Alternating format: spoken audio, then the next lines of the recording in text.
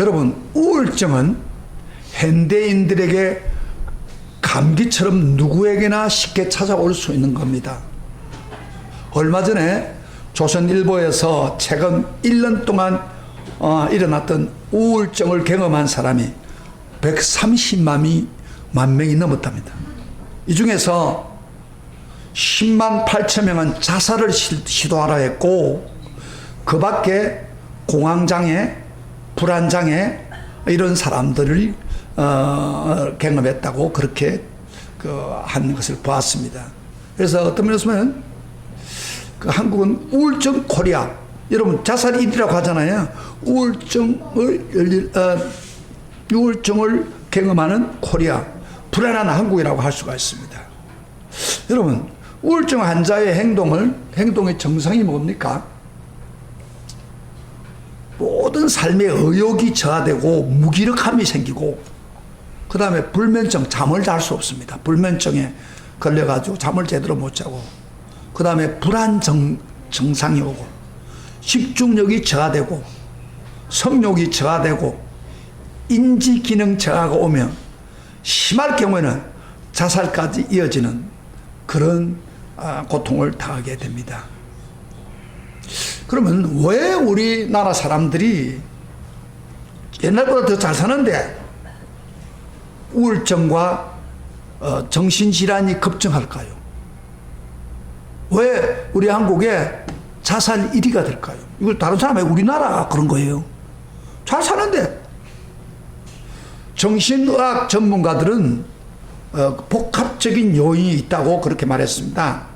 우리 1인당 국민 소득 3만 시대에 도달하는, 어쩌면 성장이 급속 성장이죠. 성장 과정에서 발생한 빈부격차로 인해서 상대적 박탈감을 당하고, 그 다음 과도한 경쟁으로 오는 스트레스와, 그 다음에 그 과정에서 가정이 해체되고 노후가 불안한 이런 우리 사회가 안고 있는 문제와 고민거리가 그대로 한국인의 뇌에 꼽히면서 이것이 우울증과 불안장애로 포출된다는 겁니다. 그래서 한국에 우울증 환자가 많다는 겁니다. 못 살할 때는요, 그런 거 없었어요. 못 먹어서 그런 것 뿐이지 우울증 걸린 건 없어요. 근데 3만 분 이상이 되니까 오히려 정신적으로 우울증의 병에 걸려가지고 힘들어하고 있는 사람이 많다 이 말이에요. 여러분, 저는 목회자로서 우울증과 정신질환을 진단해 볼 때 한마디로 정의한다면은 한국 교인이 1,000만 명이라고 하는 한국 교인이 사회에 영향을 제대로 끼치지 못했기 때문이라고 그렇게 진단합니다. 결국 기독교인들의 책임이라고 그렇게 저는 말할 수 있습니다. 여러분, 신앙이 뭡니까? 신앙이 뭐예요? 신앙생활 할 때 가장 확실하게 나타나는 걸 한마디로 뭐라고 합니까? 참된 신앙을 가지면 바로 뭐예요? 영적으로 은혜를 받아서 저번 주일 우리가 한 것처럼 행복하고 만족하여 정신적으로 건강하는 겁니다. 그리고 또 어떤 걱정과 염려가 오더라도 바로 하나님께 맡겨가지고 그 해소가 되는, 그게 바로 신앙의 본질 아니에요. 근데 신앙생활을 제대로 하면 정신적인 우울증과 정신장애는 절대 일어나지 않습니다. 근데 신앙생활을 제대로 못하니까 그래요. 사실 우리가 신앙생활 한다는 것은 벌써 그 우울증에다 특효약을 우리가 가지고 있는 것과 똑같은 거예요. 특효약 복용하는 것 똑같아요.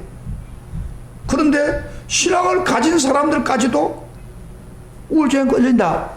그건 무슨 이야기입니까? 바로 신앙을 제대로 안 믿기 때문이에요. 제대로 안 믿기 때문에 그런 문제가 생기는 거예요. 제대로 믿는데 무슨 우울증이 생깁니까? 그래서 우리 믿음의 성도들이 영적으로 건강하여 불신자에게 정신적으로 영향을 끼치지 못하기 때문에 우울증 현상이 사회에 만연하는 거예요. 정말 안타까운 것은 아까도 얘기했지만은 정신장애를 가진 사람들이 신자들 중에서도 많이 포함되어 있다는 겁니다. 이게 아주 안타까운 이야기죠. 우리 믿는 신앙생활을 성경제로 제대로 믿기만 한다면 사회 영향을 주어서 우울증을 몰아낼 수가 있습니다. 이런 시점에서 우리가 팔복에 대해서, 팔복에서 행복을 누리는 천국 백성의 성품에 대해서 말씀했죠. 그러고 난 후에 죄악 많은 세상에 우리가 어떻게 살아야 할 것을 지금 말씀하고 있는 거예요. 다시 말하면 팔복의 가치관을, 천국 가치관의 뿌리를 가지고 살아 사람들에게 앞으로 우리의 신앙의 집을 어떻게 지어야 되는가 하는 것이 바로 13절부터 계속 나오는 말인데, 13절부터 5장까지 6장 7장 산상보훈이 이렇게 연결됩니다. 그러니까 팔복의 그 신앙의 뿌리를 바른 사람들이 계속해서 어떻게 신앙의 집을 지어가야 할 것인가. 그 제가 여러분들 천국에 대한 요한계시록의 설교가 나왔는데, 천국 백성이 구체적으로 어떻게 살아야 되는가, 어떻게 집을 지어야 되는가, 신앙의 집을 지어야 되는가, 그런 부분을 말하는 것이 산상보훈입니다. 그래서 우리가 알아야 할 것은, 기독교는 절대 도피주의가 아닙니다. 제약된 세상에 떠나서 기도원에 올라가서 혼자서 은혜 받고 사는 게 아닙니다. 이 죄 많고 부패한 세상에도 하나님의 자녀의 바른 성품을 가지고 적용해서 세상에 영향을 끼치고 살아가야 되는 것이 우리 성도의 삶입니다. 그래서 팔복에 대한 이야기를 딱 하고 난 후에 바로 이어서 13절에 한 절로 너희는 세상에서 어떻게 영향을 끼쳐야 되느냐 하는 이야기를 가르치고 있습니다. 그래서 우리가 너희는 세상의 소금이니 그랬잖아요. 다시 한번 봐봐요. 너희는 세상의 소금이니, 소금이 만일 그 맛을 잃으면 무엇으로 짜게 하리요. 후에는 아무 쓸데없이 땅 밖에 버려 사람에게 밟힐 뿐이다. 여러분, 우리 예수님이 우리 보고, 너희 보고 이렇게 말한다. 세상의 소금이라고 했는데 너희는 누굽니까? 그 당시 사람들, 그 당시에 소금이라고 하는 소리 들은 사람 누구예요? 무슨 제자들입니다. 제자들, 예수님 제자들, 그 다음에 제자들을 통해서 복음을 듣고 하나님 믿는 신앙인들을 말합니다.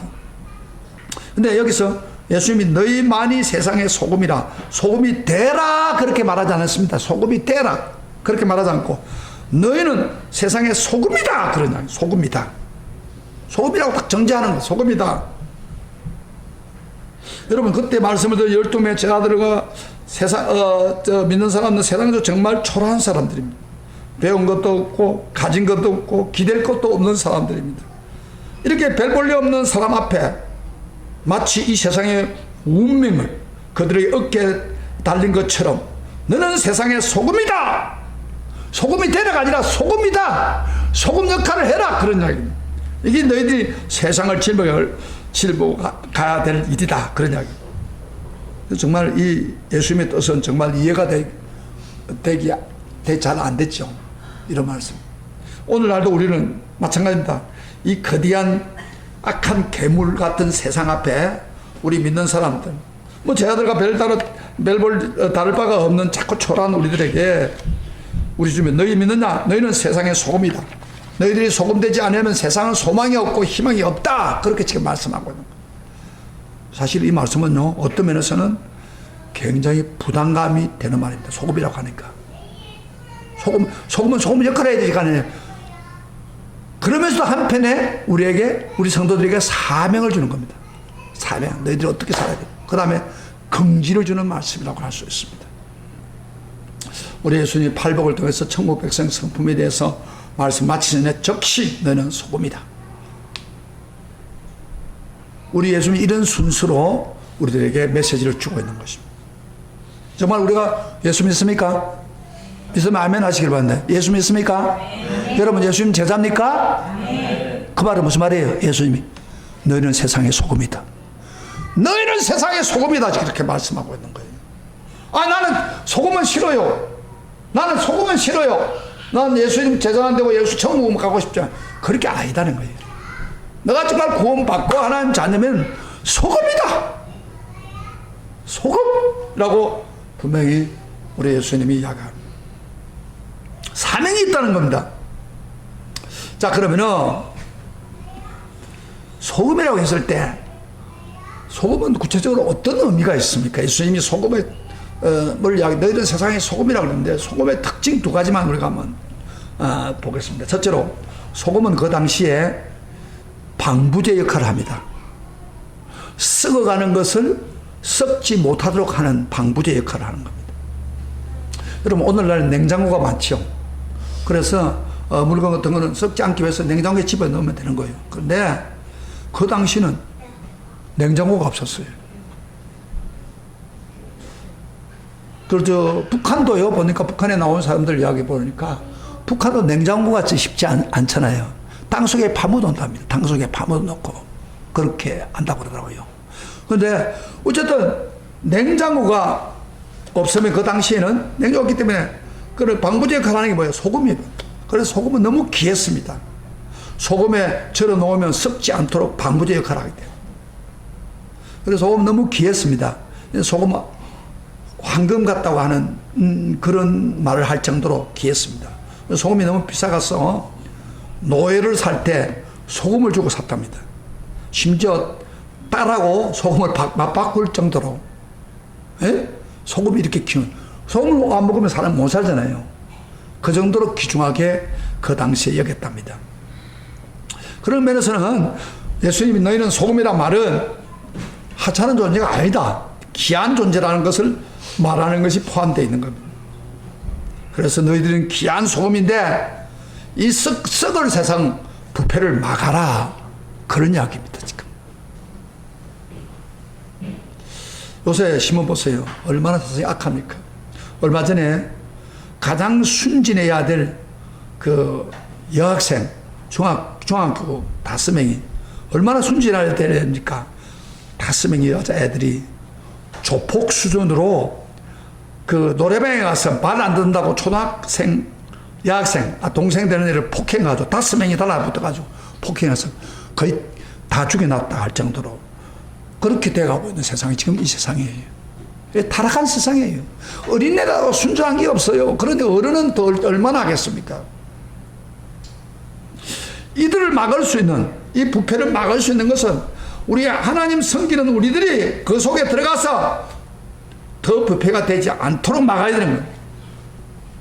그런데 우리 성도들이 바로 서지 않으면은 이 세상은 브레이크 없는 차처럼 막 타락으로 치닫고 있다는 사실을 알아야 됩니다.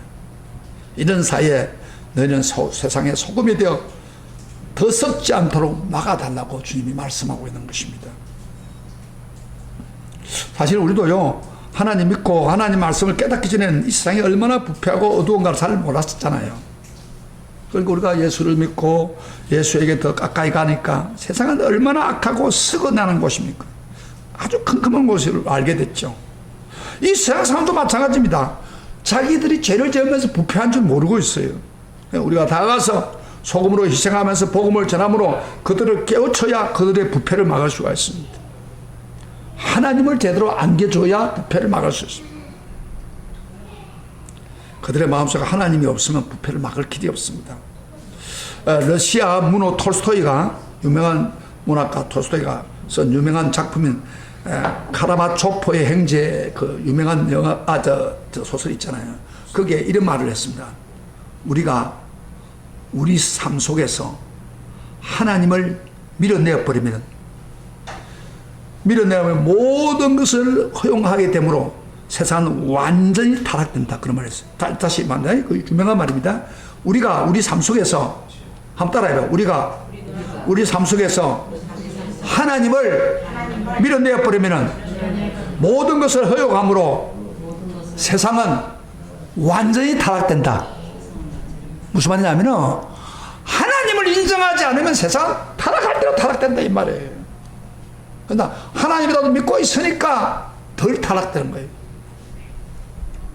하나님이 인정되지 아니하면요, 선과 악이 따로 없습니다. 모든 거 허용되면요, 경우에 따라 선이 악이 되고 악이 선이 될 수 있다는 거예요. 무엇이든 자기가 기준이 되어가지고 마음대로 바꿀 수 있는 것입니다. 지금 우리 한국이 그렇잖아요. 한국이 한 팀은 뭐요? 조국 물러가라 이기고, 한 팀은 뭐요? 조국 물러가라. 한 팀은 검찰 물러가라 이러잖아요. 자기 기준대로 생각하는 거예요. 기준에 속하면 무조건 맞다, 그렇게 생각하고 있는 거예요. 이게 법이 잘못된 거예요. 지금 정상은 우리 속에 하나님을 밀어버리면 모든 걸 사람이 허용하게 된다 그 말이에요. 그래서 악을 멋대로 친다 이 말이에요. 하나님 없어보세요. 유명한 말입니다. 그래서 우리 성도들은 하나님을 그들에게 전해야 됩니다. 소금이 돼가지고 그들을 믿게 해서 그 부패를 막아야 됩니다. 여러분 바다를 보세요. 바다에 얼마나 더럽고 쓰레기 같은 냄새나는 것들이 바다에 흘러 들어갑니까? 근데 놀라운 것은요, 바다가 그럼에도 썩지 않습니다. 왜 그렇습니까? 소금이 있기 때문입니다. 바다에 있는 소금이 3% 정도 있답니다. 3%. 3%의 소금이 썩지 않도록 방지하고 있는 겁니다. 그렇다면은 우리가 이 세상에, 악한 세상에, 죄악으로 가득 찬 세상이라 하더라도 3% 진정한 성도가 되어서 방부제 역할만 한다면 이 썩어 빠져드는 이 세상을 막을 수가 있단 말이에요. 에? 바다도 썩지 못하게 하는데 우리 성도들이 그 역할을 못하고 있으니까 이 세상이 썩어 문드러진다. 나와 여러분들이 소금의 역할을 못하니까 세상이 계속해서 타락합니다. 나와 여러분들이 소금처럼 희생해서 부패한 사회 부분 구석구석 회사든지 또는 자기가 살고 있는 삶 속에 들어가서 소금의 역할을 한다면 더 타락하지 않을 수 있도록 막을 수 있다고 말이에요. 그래서 주님이 우리 보고 너 소금이다 그렇게 말씀하고 있는 거예요. 부패를 막아라. 자, 여러분 오늘 다른 거 다 잊어버려도 이 말씀 꼭 마음속에 나는 소금이다. 나는 세상의 소금 따라합시다. 나는 세상의 소금이다. 소금 뭐 해야 돼요? 희생하면서 맛을 내고 부패하지 않도록 해야죠. 이거 맹심하세요. 그런데 오늘 교인들이요 이런 설교 듣고도 뭐 내가 소금이야. 똑같이 타락하고 있다 이 말이야. 그러니 세상이 지금 더 타락하는 거예요. 내가 소금이다 그런 마음을 가지고 직장에 있는 사람은 직장이 더 타락되지 않도록 막아주는 거예요. 내가 소금이다 하는 마음을 가지고 주부로서 시장이나 어떤 삶 속에서 어떤 모임에 가면은 내가 믿는 사람이니까 소금이니까 역할을 해서 더 타락되지 않게 만든다. 근데 교인들이 설교를 듣기는 하지만 또 듣지도 않아요. 설교 왜 설교 듣다가 뒤로 빠져서 앞으로 빨리 와요.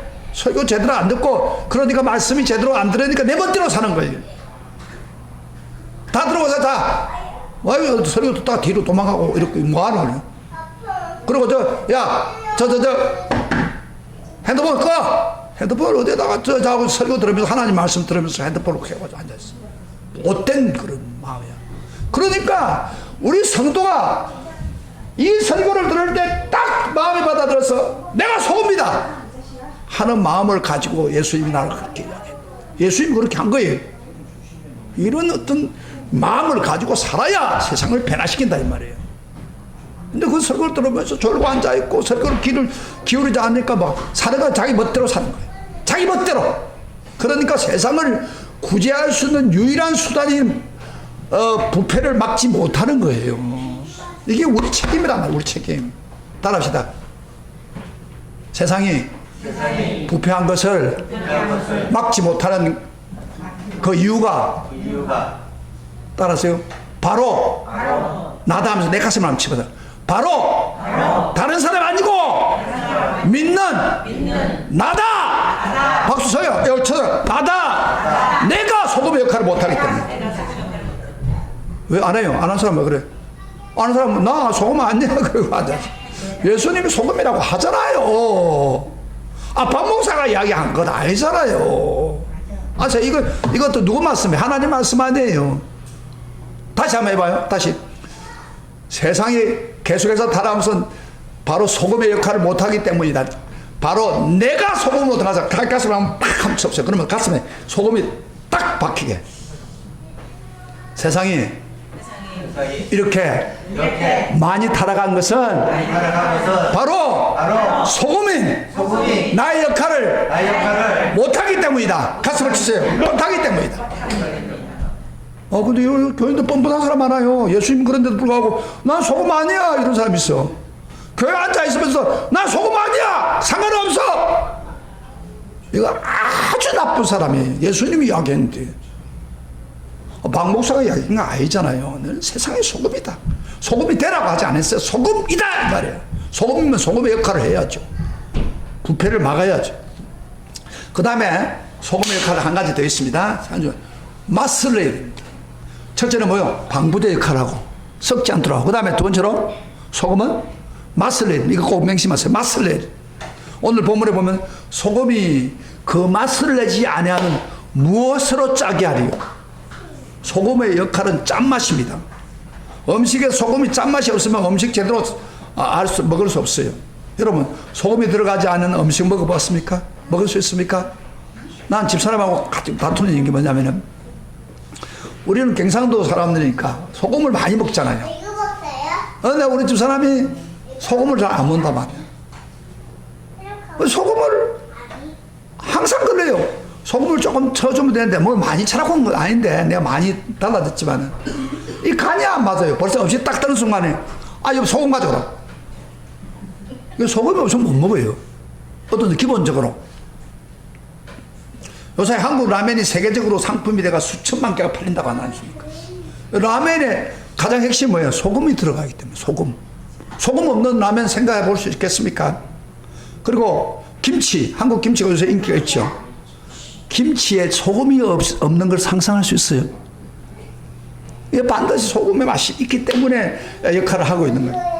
여러분, 우리가 음식점을 많이 찾는 사람들을 보면요, 막 허름한 집을 지라도 찾아가고 그래가지고 맛있는 쫓아 맛집에 가는데, 대부분 그 맛이란 것은 사람의 입에 제대로 맞추어주는 소금이 적절하게 들어갔기 때문에 사람들이 맛을 보고 찾아가는 거예요. 그러면 그래서 예수님 지금 말하면 소금의 맛을 내지 아니하면 짠맛을 내지 않으면 어떻게 하냐면, 만일 그 맛을 이루면 무엇으로 짜게 하리요? 그 다음에 후에는 아무 쓸데없이 다만 밖에 버리고 사람에게 밟힐 뿐이라. 그러니까 소금이 맛을 내야 되는데, 소금 맛을 안 내면 밟힌다고. 세상 사람들 밟히고 버림받는다. 이게 밖에 버려 밟힙니다. 이 말이 잘 이해가 안 되잖아요. 그런데 이 말이 무슨 뜻이냐면, 그 당시에 소금을 알면 이해가 돼. 요새 우리가 가지고 있는 소금은 어디서 오는 거예요? 염전으로 바닷물을 말려가지고 하는 소금입니다. 그 이해가 잘 안 돼요. 그러나 그 당시에 소금은 이런 겁니다. 소금은 어떻게 만들어지냐면, 암염이라 해가지고 바위나 돌에서 소금을 구하는 거예요. 그런데 비가 계속 오면 어떻게 돼요? 소금기가 있는 바위가 녹아내리면 그 반석이 돌이 돼버리고 밭을 못하고 밟힐 뿐이다 그 말이에요. 소금기가 빠진 바위, 돌들은 아무 쓸데없이 사람들의 발에 밟힌다. 이런 의미를 가지고 그 당시의 배경을 가지고 예수님이 이렇게 이야기를 한 거예요.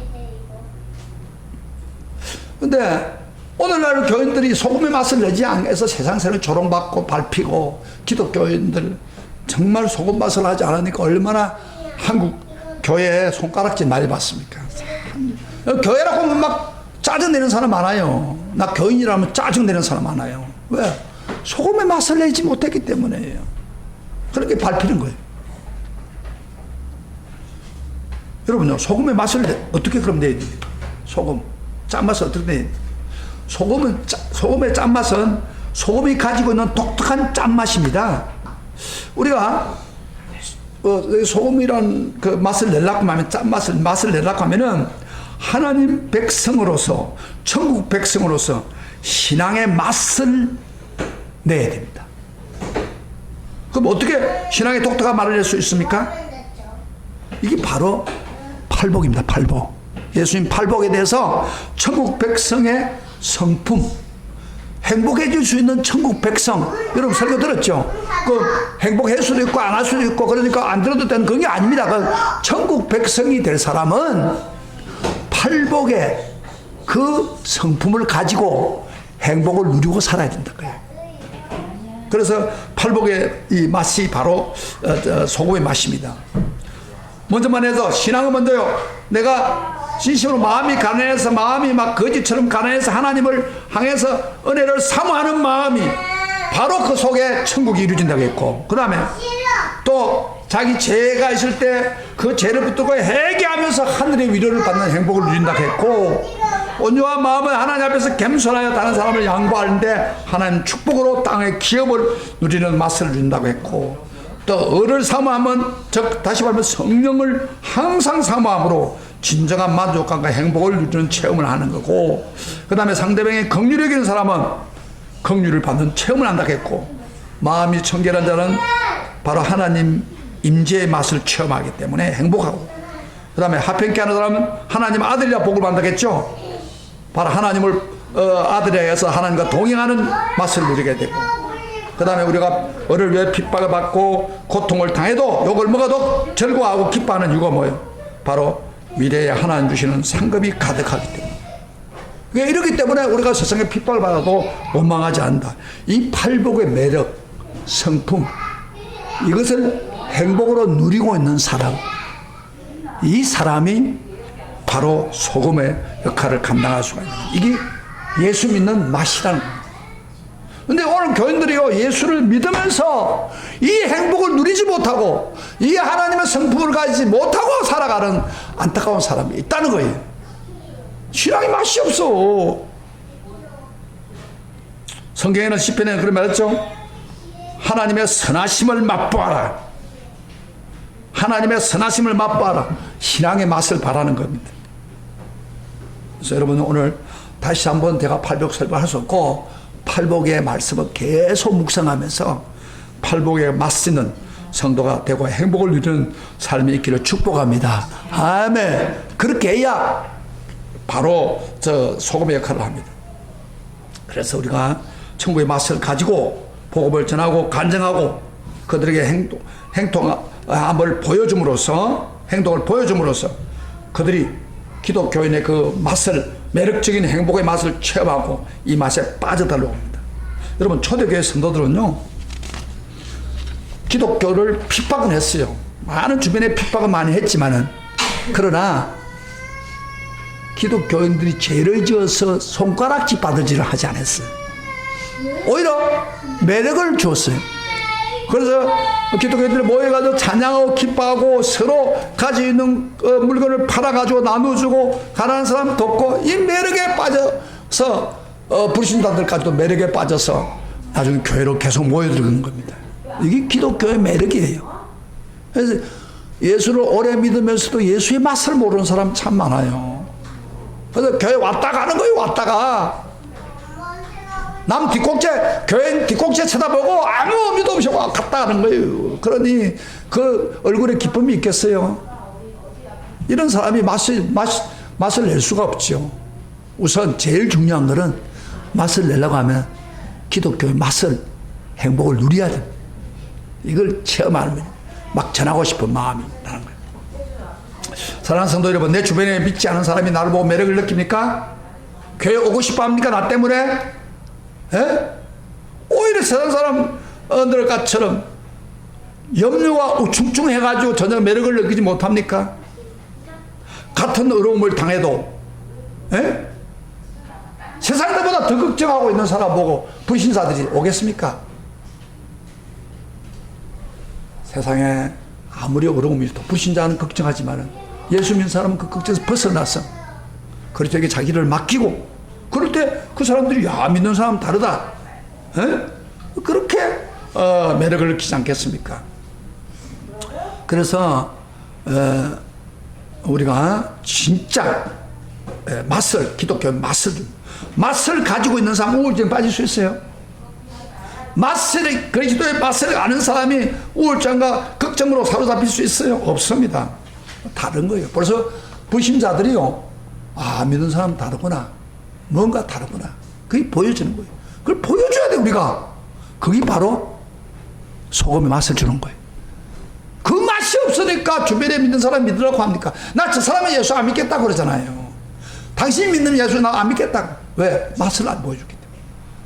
왜 가족들 중에서 안 믿는 사람들 안 들어옵니까? 내가 맛을 안 보여준 거예요. 제가 이 말씀을 하고 오늘 말씀 마치려면, 전에 그 MBC에 5년 동안을 그 앵커 역할을 하는 김주아라는 사람 아시죠? 여러분 알 건데, MBC 아주 이쁘게 생긴 앵커인데, 그 어머니, 제가 그분을 소개하는 게 아니고 그의 어머니 건영희 권사가 여의도 순복음교회 다니는데, 어느 그 사람이 그 4년 동안 전도왕이 됐다. 연속적으로 전도왕이 돼가지고 간증하는 내용인데, 거의 간증 제가 소개하고 말씀 마치려고 합니다. 요 신문에 처음에는 김주아 어머니 치면 나와요. 가사가 나오는데 제가 그걸 소개하겠습니다. 딸이 성공한 아나운서니까 다른 사람들은 건영희 권사가 아마 부유한 가정에 살아왔을까 생각하지만은, 실상은 그녀는 가시밭길을 걸어왔던 삶을 살았습니다. 건영희 권사는요, 막내로서 온갖 사랑을 받고 자란 그런 처음에 젊었을 때는 아주 좋은 가정에 자랐는데, 성공한 사업가를 만나가지고 결혼했는데, 잘 나가다가 결혼 7년 만에 남편의 사업이 실패를 하고 돈을 띄어가지고 사기꾼에게 도의를 당해가지고 완전히 사업이 완전히 주저앉아 버렸습니다. 그래서 건영희 권사가 그 어머니가 갈 데가 없으니까 망원동 가난한 동네에 이사를 가게 됐답니다. 근데 지하에 갔는데 비가 많이 오면 물이 막 안에 들어와가지고 자다가 일어나서 물을 퍼낼 수밖에 없는 그런 상황에서 어려운 삶이었고, 그리고 해가 뜨면 장독대 위에다가 이불을 말려야 되는 그런 나라를 살았답니다. 근데 사업의 실패를 충격받아 쓰러진 남편이 세월이 흘러도 회복을 못하니까, 남편이 돈을 벌어 가지 않으니까 집에는 쌀도 없고 연탄도 다 떨어진 거예요. 그래서 소문이 나기를 주와 아빠는 폐인이 됐다. 온 동네에 퍼지고, 그녀의 언니들이 열렸났네 빨리 이혼해가지고 주아는 우리한테 맡기고 이혼해라 이렇게까지 막 하고 비방도 하고, 또 어떤 사람들은 남자가 돈을 못 벌이면 너라도 벌어서 먹고 살아야 해야지 하고 막 가슴 아프게 연방을 욕을 하고 그랬답니다. 그래서 강 권사가 굉장히 속에 원망과 정오와 불평으로 가득 찼답니다. 그래서 그러다 보니까 심한 우울증에 시달린 거예요. 실제로 이 사람이. 건영희 권사가 나중에는 사실은 30살 때까지 직장생활 한 번도 안 해본 사람이에요.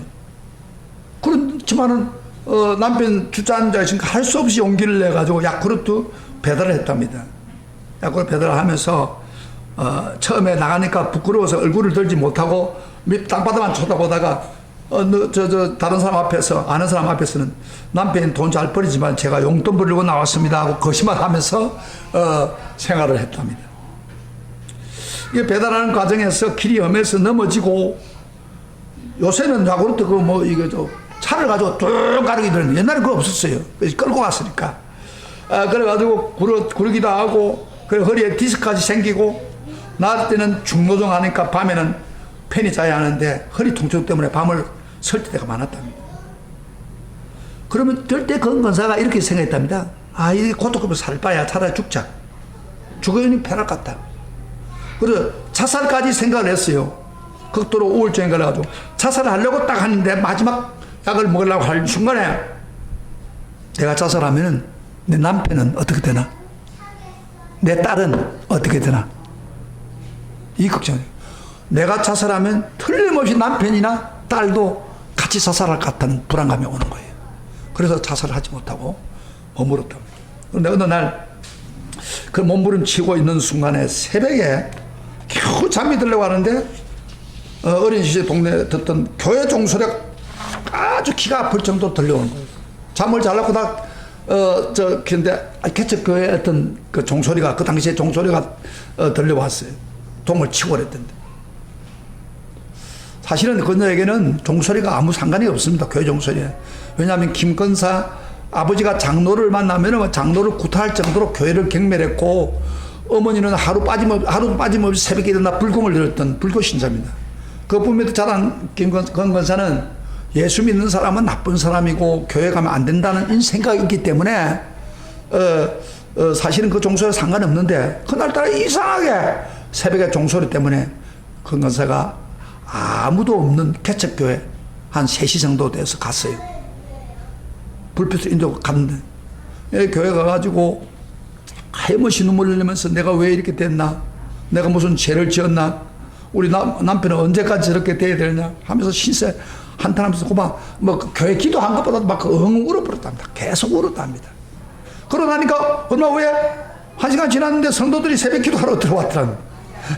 거기서 빠져나와가지고 갔는데 다음에는 안 해야지 하고 생각했는데 그 다음 날에도 종소리가 있으니 잠을 자기 깹니다. 그래서 교회를 갔습니다. 그리고 교회를 다니게 되고 다음에 새벽 기도도 다니고 그러면서 말씀도 듣고 기도하기 시작하면서 하나님을 믿게 된 거예요. 그러다가 이제 얼마 뒤에 순복음교회를 출석함부터 자신이 은혜 받고 심한 우울증도 완전히 치유가 돼버렸어요. 팔복의 말씀대로 복음을 듣고 행복감을 느끼게 된 거예요. 그래서 얼마나 그 사람이 그 당시에 마음이 가난한 마음이겠습니까? 하나님 없이는 살 수 없다는 마음. 그리고 자기 죄에 대해서 애통하고 의에 대해서 사모할 때 하나님이 그 속에 막 행복으로 채워주었습니다. 그래서 우울증이 싹 다 날아가서 치유돼 버렸습니다. 우울증이 치유되니까요, 이 놀라운 복음을 다른 사람에게 전해야겠다 그런 생각이 들더랍니다.